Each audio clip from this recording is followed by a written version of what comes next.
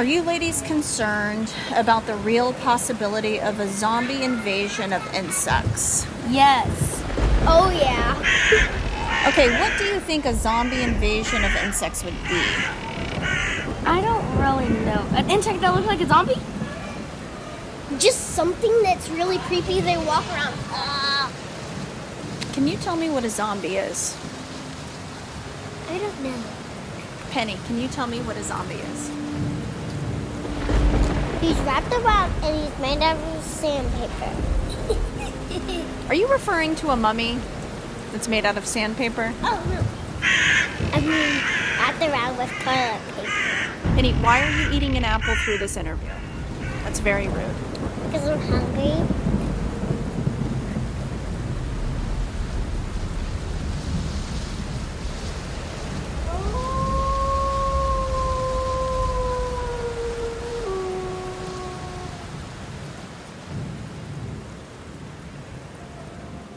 Welcome to the universe in a seashell, the podcast dedicated to science, life, and girl power.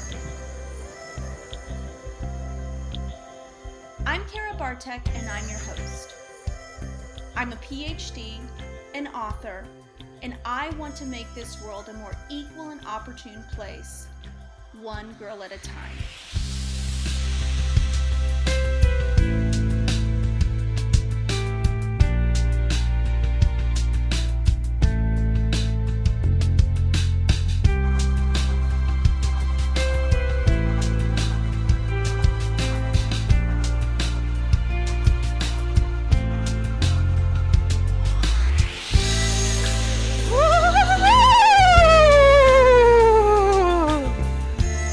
Welcome to the podcast. That's my spooky voice, Caroline. You're not scared. I don't. What's the issue? You're supposed to be fleeing in terror. I'm not scared. Well, are you pumped about Halloween? Yes. Halloween is definitely one of my favorite holidays, and I think it's because number one, the candy, obvi. Because you like to get up and eat my candy during the night. I can neither confirm nor deny the midnight consumption of Halloween candy. In fact, I choose to plead the fifth. But I also like to dress up. It's really fun, isn't it? Mm-hmm. But there's another reason that I really, really love Halloween, and that's because I love being scared.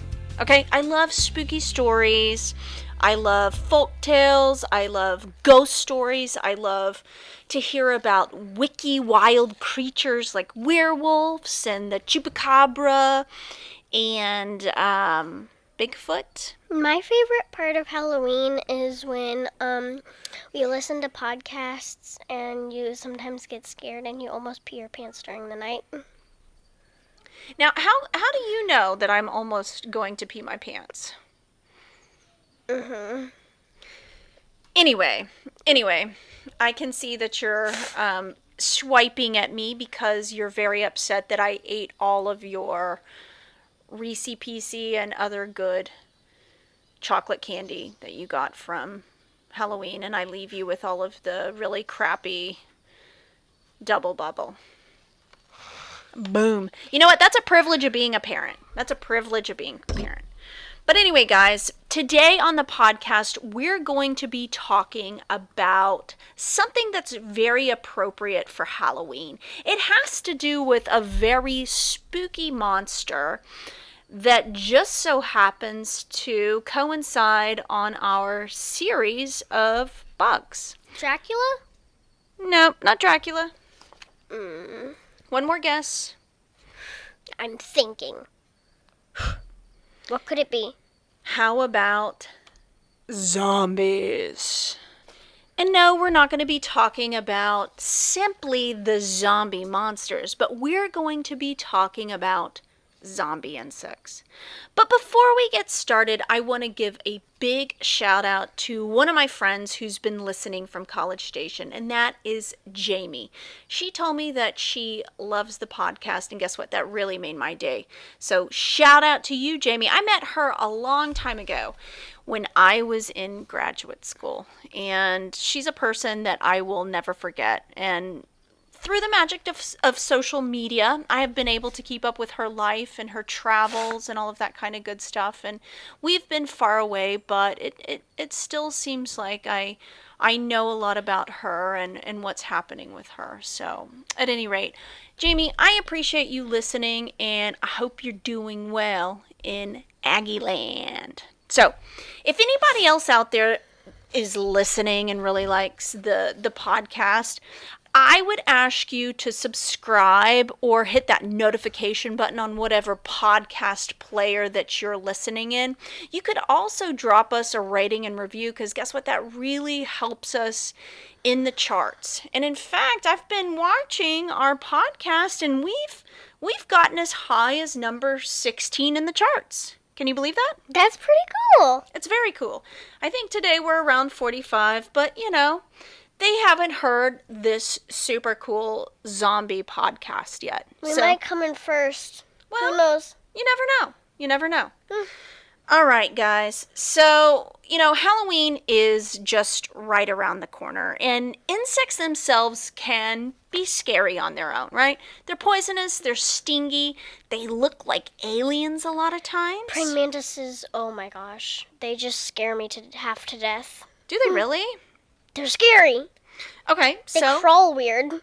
see, there you go. Ah! But do you know what can make an insect even scarier? What? What if they became a zombie?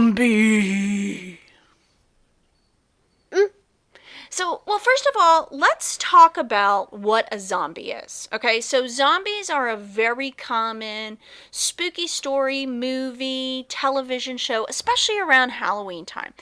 And what a zombie is basically a reanimated corpse. Now, for anybody who's out there going, oh gosh, Kara, not one of your $10 words again. Okay. I have a question. What's a corpse? That's what I'm about to get into. Okay. So I'm going to put some translation on this. So a corpse is basically a dead body. That means once a living creature has passed on, they leave a physical shell, which is, the body, right? But Bones, they don't skin, have soul. Right. So that part has gone away, and the body no longer moves. It's gone up. Right. And it actually will start to rot and, all of the bad stuff. Smells stinky. Stinky. And what a zombie is this fable, this folk tale of a dead body that actually comes back from the grave, okay? Now, but the terrifying part of zombies is that they usually like to eat faces, brains, fingers, and they want to terrorize you, right? Yeah. There's this movie, it's called Last Kids on Earth, and it gives these facts about these monsters, and it says that zombies, if they bite you, you turn into one of them. Oh, yes, that's very common. So that's just like The Walking Dead, which just so happens to be one of my favorite shows. I don't get to watch it as much as I used to, but I used to wait up every Sunday night because, I'm not too much of a late night person, but I would always stay up late night for The Walking Dead. Now, this is much more of an adult show, but the basic premise is that zombies have taken over Earth, okay? And there's this big virus going around that turns people, the undead, into these man-eating zombies, okay? Now, they look horrible, they look terrible, and when they bite you, they turn you into one of the undead, okay? There's a ton of movies like this. Night of the Living Dead, which is actually a very old movie, very popular. I've heard it somewhere, but I can't remember it. Oh, that was your grandpa. He loves that movie. Night of the Walking Dead? Night of the Living Dead. Okay. And there's another one that's called I Am Legend, which was actually, Will Smith made that into a movie not that long ago, but the book, it's one of horror's most famous books ever. It's fabulous. The Last Kids on Earth is kind of like that, but it's about these kids and they're the last kids on Earth, and they have to, and their town is becoming a zombie like village. Yeah, so Zombies they're are taking being over. overrun. So we've got zombies and everything. Books, movies, television shows. We love zombies. And there are also other monsters, but we're focusing on zombies. We're focusing on zombies. Now, but what do you think about zombie insects? Now, do you think that they are reanimated corpses, or is it something different? What's You your... said a virus. You said The Walking Dead. It was a virus. That's what I think it is. Yeah, absolutely. It's the same premise. So basically what happens in zombie insects is that another organism has taken over the insect's body, and they're no longer in charge of their own faculties, their own body, their own decisions, okay? So what would be normal for, let's say, a praying mantis, kind of the weird movements and, biting the husband's head off and all that kind of good But stuff. they're not zombified. They can get zombified. Yeah. Do they act even weirder? Do they eat their kids? Well, let's talk about it, okay? Okay. Now, I've gathered up from two really great sources. This first one is Thought Company, okay? I've gathered up some instances of how insects can become zombified. So, are you ready for this? Mm-hmm. Okay. So, there's a type of fungus that can actually zombify ants. So if you didn't think ants weren't scary enough, because, okay, the last podcast that we talked about ants, they can, obviously sting you and make your sandal season awful. Take over another tribe. Yeah, they can enslave other ants. But now, come to find out, they could actually be zombies, okay? They could be worse? Yeah, they could be actually worse. Okay, now here's the fungus, and I'm going to do my very best to pronounce this really well. Ophiocordyceps fungi, okay?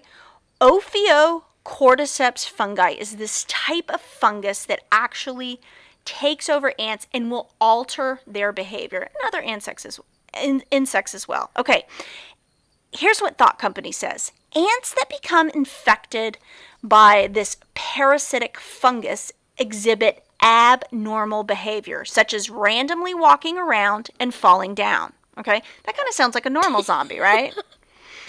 The parasitic fungus grows inside the ant's body and brain, affecting muscle movements and central nervous system function. The fungus causes the ant to seek out a cool, damp place and bite down on the underside of a leaf. Okay. This environment is ideal for the fungus to reproduce. There we go. The fungus is taking over the ant and making it do its bidding. Once the ant bites down on the leaf vein, it is unable to let go as the fungus causes the ant's jaw muscles to lock. The fungal infection kills the ant, and the fungus grows through the ant's head. Oh, so gross, so gross. The growing fungal stroma has reproducing structures that produce spores. Once the fungal spores are released, they spread and are picked up by other ants. What do you think about that? Oh. Super gross. Okay, so now disgusting. I'm about to lay another super gnarly zombie insect on you. This one is called parasitic wasps. Wasps? Okay. Oh my gosh. Right? Wasps are they're scary right now. But imagine them as a zombie. Okay, here we go. All right. Parasitic wasps turn spiders into zombies that alter how they construct their webs. Listen to this. The webs are built in order to better support wasp larvae. Certain types of wasps attack the species of this particular type of orb-weaving spider, temporarily paralyzing them with their stinger. Once the spider has become immobilized, the wasp deposits an egg on the spider's abdomen. When the spider recovers, It goes on as normal, not really realizing that the egg is attached. Now, once the egg hatches, the developing larva attaches to and feeds on the spider. Ew, ew, ew, ew, It ew. eats the spider? Okay, wait. Just wait. When the wasp larva is ready to transition to an adult, it produces chemicals that influence the nervous system of the spider. As a result, the zombie spider changes how it weaves its web. The modified web is more durable and serves as a safe platform for the larva as it develops in its cocoon. Once the web is complete, the spider settles down in the center of the web.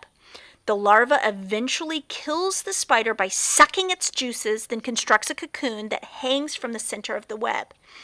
In a little over a week, an adult wasp emerges from the cocoon. Oh. Yeah. I just saw a red wasp over there. I hope it's not a zombie wasp. Okay. It act normal. That we know. Bob is out in the yard and he's acting strange. So, we don't know. Well, of course he always acts strange. He could be zombified. Who knows? Okay, let's talk about this one. The emerald cockroach wasp, or jewel wasp, is parasitic to bugs, specifically cockroaches, turning them into zombies before laying their eggs on them.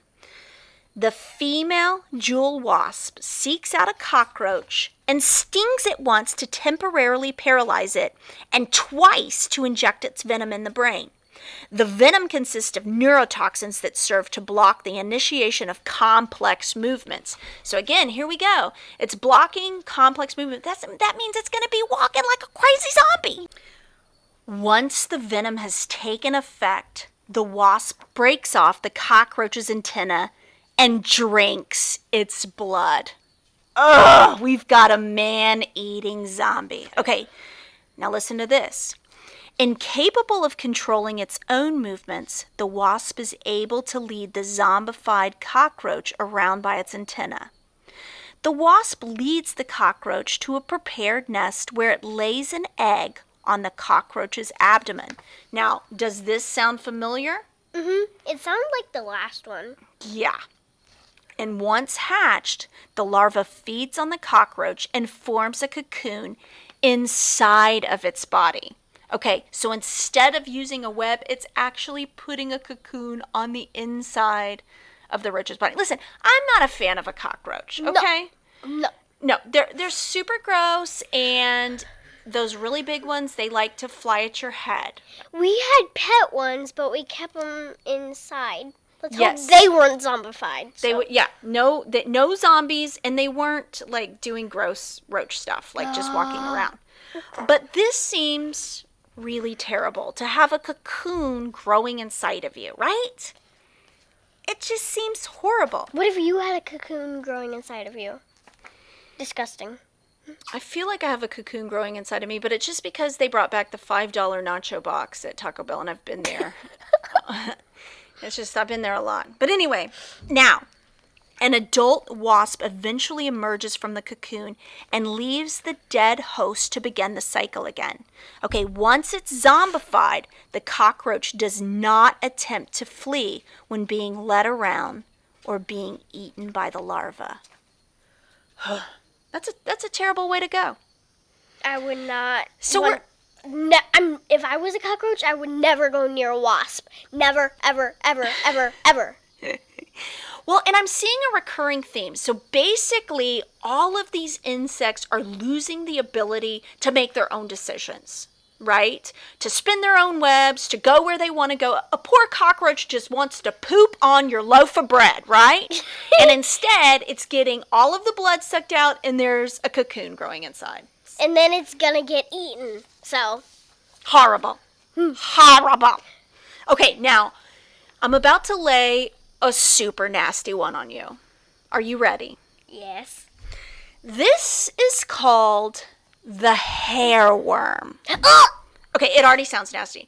Now, in full disclosure, I have a serious phobia of worms. And it's a long you story. watched that stupid movie. Yeah, I watched Stand By Me, which I realize, all the adults out there, I realize that, the particular scene that I'm talking about is when the little boys go swimming and they find leeches on their body. Okay, and I realize a leech is not a worm, but that forever traumatized me. And you hate worms. And so, yes, and I generalized. I thought, well, at the time I thought, oh, that's like a worm. And so ever since, and yes, I am horribly terrified of worms, which I realize now I have given great power to all of my enemies. Please be kind. Please be kind. But let's talk about this old hairworm, okay? Now, this is a type of parasite that lives in fresh water, and it infests various aquatic animals and insects, including grasshoppers, crickets, and also, guess what? These hairworms? Yeah, the hairworms. Remember one of those little green guys that you said could never be a zombie because they already move weird? Oh, what? The praying mantis. I've actually seen a video of a praying mantis having this worm coming. So it's way too nasty. It's way too nasty. I'm gonna have nightmares tonight. Well, it's getting close to Halloween, so that's what we're all about. Spooky, gross, and gnarly. Okay. Now, when a grasshopper becomes infected, the hairworm grows and feeds on its internal body parts. Ew. As the worm starts to reach maturity, it produces 2 specific proteins that it injects into the host's brain. These proteins control the insect's nervous system and forces the infected grasshopper to seek out water, okay? So it's like, I know that normally I would totally want like a skinny Kai latte, but for some reason I need to go over here to this pond and drink out some water, okay? Because, again, this is that hairworm controlling the grasshopper. It's in its brain saying, do what I say. Go to a pond. Now, under the control of the hairworm, the zombified grasshopper plunges into the water, and the hairworm leaves its host, and the grasshopper actually drowns in the process. Now, but once that worm hits the water, it searches for a mate to continue its reproductive cycle. So the babies get another grasshopper? That's a terrible... Or like a praying mantis? It's a dirty trick. Yes! It's a horrible, terrible, dirty trick. Poop on you, hairworm. I hope I never see a hairworm, because I will be crying. Okay, now I got some more instances of crazy zombified insects from the National Post. Okay, now we've been giving the wasps quite a bit of publicity. We've already got 2 instances of parasitic. A wasp and a wasp. Yeah, 2. I've got another one for you, okay? Another wasp? This is a different type of wasp, okay? This wasp actually injects its eggs into a caterpillar, okay? Caterpillar? Poor caterpillar. And hey. It's a baby. Well, listen. The caterpillar brushes off the attack without much fanfare and goes about its business, while the larvae, up to 80 of them, will grow inside, okay? Poor baby.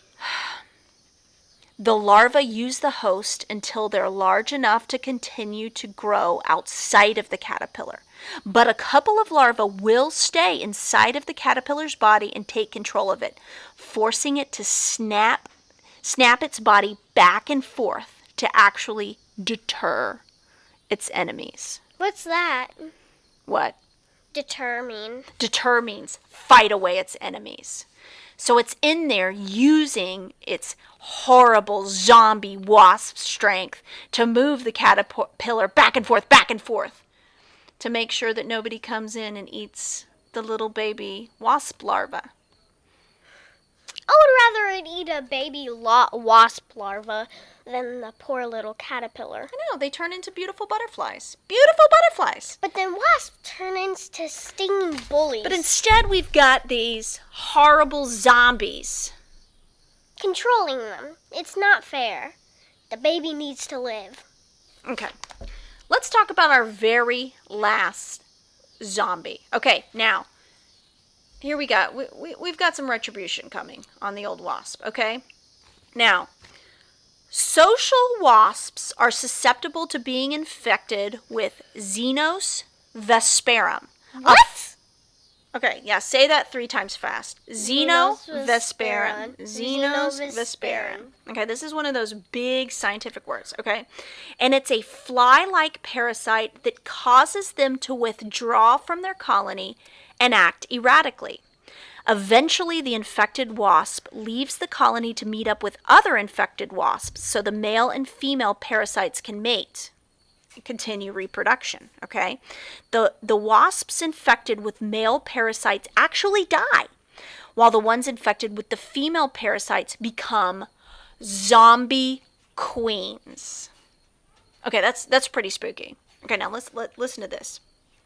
The larvae feed on their hosts and grow until it's time for the infected wasp to return to the colony with the fly larvae and infect the other wasps. So not only does this fly go in and zombify these wasps, but it actually makes them fly back to their colony and infect the other wasps. Now, I can't say that I feel real bad about the wasps, because, listen, the wasps are turning a lot of these folks into and then zombies. Once they turn the other people in, they get zombified by these flies, so it's pretty good in the end. Hey, it's a scary zombie insect world that we're living in. So weird. Okay. But anyway, guys. There could be a hair worm. No, don't say that. Don't say that, Caroline. That is truly in my nightmare. Okay, yeah, you can't do that. You can't do that. Okay, guys, that's all that we have about zombie insects. Again, if you're enjoying the podcast, make sure that you subscribe or hit that notification button, or you could rate us and review us, or do both. That'd be really great. Because remember, the universe in a seashell is all about making this world a more equal and opportune place, one girl at a time. And also tonight, it was all about grossing you out and scaring you just in time for Halloween.